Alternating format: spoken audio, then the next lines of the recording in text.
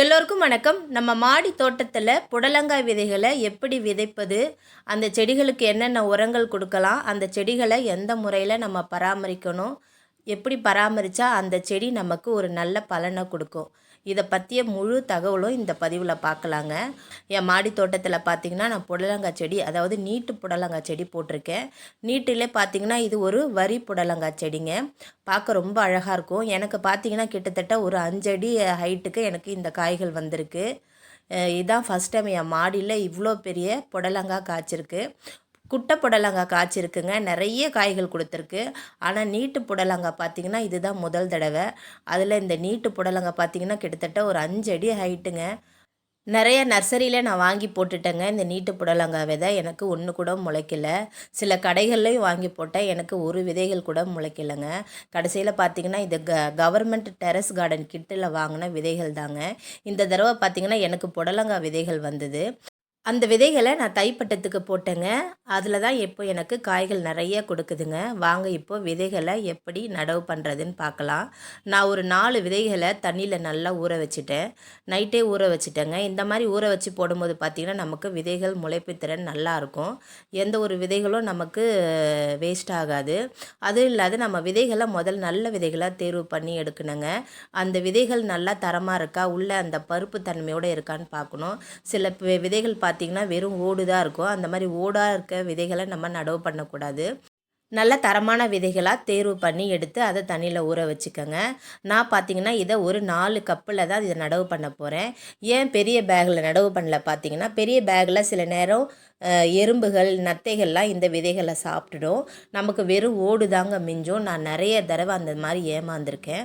அதனால் இந்த மாதிரி சின்ன சின்ன கப்புக்களில் மண்ணை நிரப்பி இதில் நடவு பண்ணி, இது பார்த்திங்கன்னா நமக்கு கரெக்டாக ஒரு 15 நாளே நல்லா முளைச்சி வந்துடுங்க.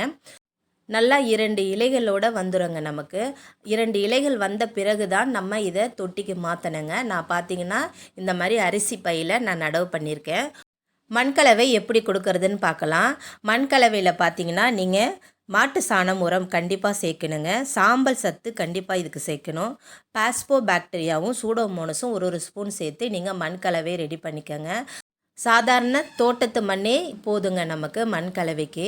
கரெக்டாக பார்த்திங்கன்னா ஒரு மாதத்தில் நமக்கு செடி வளர்ந்து கொடி பிடிக்க ஆரம்பிச்சிரும். பூக்கள் பார்த்திங்கன்னா ஒரு 50 நாளில் நமக்கு பூக்கள் வந்துடுங்க. 60 நாட்கள் கழித்து நமக்கு காய்கள் வைக்கும். 120வது நாளில் நம்ம இந்த காய்களை அறுவடை பண்ணி எடுத்துடலாங்க. இப்போ என் செடி பார்த்திங்கன்னா பூக்கள் வைக்க ஆரம்பிச்சிருச்சு. இந்த பூக்கள் வைக்கிற தருணத்தில் நம்ம இந்த செடிக்கு அடி உரமும் மேல் உரமும் கொடுக்கணுங்க. நான் மாட்டு சாணத்தை நல்லா கரைச்சி இது ஒரு லிக்விட் ஃபெர்டிலைசராக செஞ்சு என்னுடைய செடிகளுக்கு நான் கொடுக்குறேன். இந்த லிக்விட் ஃபெர்டிலைசரை எப்படி செய்கிறதுன்னு நம்ம சேனலில் இருக்குங்க. தேவைப்படுறவங்க போய் பாருங்கள், நான் கீழே லிங்க்கில் கொடுக்குறேன். அதுக்கப்புறம் பார்த்திங்கன்னா இந்த பூக்கள் வச்சு நமக்கு பிஞ்சுகளோடு வரும். ஆண் பூக்களும் வரும், பெண் பூக்களும் வரும். காய்களோடு சேர்ந்த வர பூக்கள் தான் நமக்கு பிஞ்சுகளாக நிற்குங்க. இங்கே பார்த்திங்கன்னா எனக்கு நிறைய பிஞ்சுகள் இருக்குது. அங்கங்கே மேலெல்லாம் நிறைய பிஞ்சுகள் வச்சுருக்குங்க. இந்த பிஞ்சுகள் எல்லாமே நமக்கு காயாக மாறணுன்னா நம்ம அந்த செடிக்கு அடி உரமும் மேல் உரமும் கண்டிப்பாக கொடுக்கணும். நான் பார்த்திங்கன்னா மாட்டு தொழு உரம் கொடுத்துருவேன். நம்ம காய்கறி கழிவுகளை கம்போஸ்ட்டாக செஞ்சு இந்த செடிகளுக்கு கொடுத்துருவேன். அப்புறம் பார்த்திங்கன்னா சூடோமோனஸும் பாக்ஸுவோ பாக்டீரியாவும் ஒரு ஸ்பூன் எடுத்து செடிகளுக்கு அடி உரமாக கண்டிப்பாக கொடுக்கணுங்க. சூடோமோனஸையும் பாக்ஸ்போ பாக்டீரியாவையும் ஒரு ஸ்பூன் எடுத்து தண்ணியில் நல்லா கலந்து செடிகள் மேலே தெளித்து விட்டுருவேங்க. செடிகளுக்கு அடி உரம் எப்படி கொடுக்குறோமோ அதே மாதிரி செடிகளுக்கு மேல் உரம் கண்டிப்பாக கொடுக்கணுங்க. 50% அடி உரம் நம்ம கொடுத்தா நம்ம 50% செடிகளுக்கு மேல் உரமாக நம்ம தெளித்து விடணுங்க. மீன் அமிலம் தெளிக்கலாம். நம்ம இந்த அரிசி பருப்பு கழுவின தண்ணியெல்லாம் நம்ம இந்த செடிகளுக்கு உரமாகவும் செடிகள் மேலேயும் நல்லா தண்ணியில் மிக்ஸ் பண்ணி நம்ம தெளித்து விடணுங்க. நம்ம தொடர்ந்து ஒரு 15 நாளைக்கு ஒரு வாட்டி நம்ம செடிகளுக்கு உரங்கள் கொடுத்துக்கிட்டே இருக்கணும். உங்ககிட்ட எந்த உரம் இருக்கோ அந்த உரத்தை நீங்கள் செடிகளுக்கு கொடுத்துருங்க. ஜீவாமிர்தம் கொடுக்கலாம், பஞ்சகாவியமும் கொடுக்கலாம். நீங்கள் ஈயம் கரைசல் இருந்தால் கூட நீங்கள் செடிகளுக்கு கொடுக்கலாங்க. நான் என்னுடைய மாடி தோட்டத்திற்கு நான் செய்கிற உரங்களை மட்டும்தான் கொடுப்பேன். எந்த ஒரு உரத்தையும் நான் கடையில் வாங்கினதே கிடையாதுங்க. 120 நாட்கள் கழித்து என்னுடைய மாடி தோட்டத்தில் நான் இந்த புடலங்காய் செடியை இப்போ அறுவடை பண்ணி எடுக்கிறேங்க. கிட்டத்தட்ட பார்த்திங்கன்னா ஒரு 5 அடி ஹைட்டுங்க. சும்மா காய் எவ்வளோ பெருசாக வந்திருக்கு பாருங்கள். இந்த வரி புடலை பார்க்கவே அவ்வளோ அழகாக இருக்குது. புடலங்காய் செடிக்கு பந்தல் ரொம்ப முக்கியங்க. நீங்கள் பந்தலில் இதை படர விட்டால் தான் நமக்கு காய்கறிகள் நல்லா வரும்.